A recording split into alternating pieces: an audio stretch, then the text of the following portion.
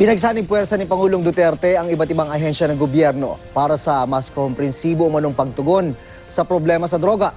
Tututukan ng isang interagency body ang paghuli, paglitis at pagrehab sa mga sangkot sa droga. Narito ang mainit na balita.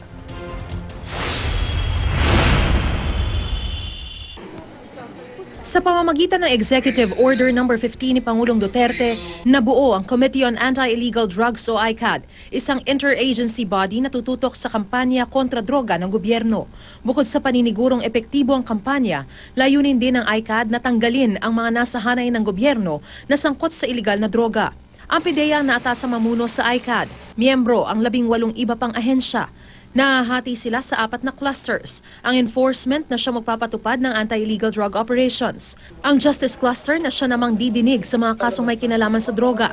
Ang advocacy cluster na magsasagawa ng nationwide advocacy campaign. At ang rehabilitation and reintegration cluster na magpapatupad ng drug rehabilitation programs. Ang binuong interagency body ang inaasahang formal na mag-oorganisa ng anilay war on drugs ng gobyerno.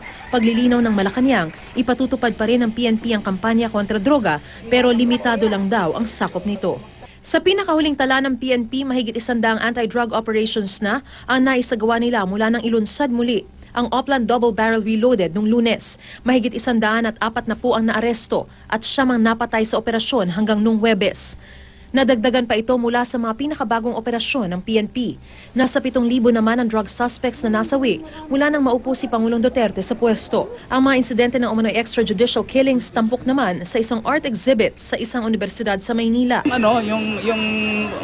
Yung konsyensya ng isang artist ini-express na lang sa trabaho, sa mga gawa nila. Pero hindi ko masasabi kung effective yan o hindi. Binuo ang exhibit para raw hikayatin ang mga kabataan na suriing mabuti ang kampanya kontra droga ng gobyerno. Naiintindihan ko kung saan nanggagaling ang presidente, ang ating Pangulo, dahil responsibilidad nila na panataliin ang kaayusan, pati na rin protektahan ang ating bansa sa mga masasamang pwedeng mangyari.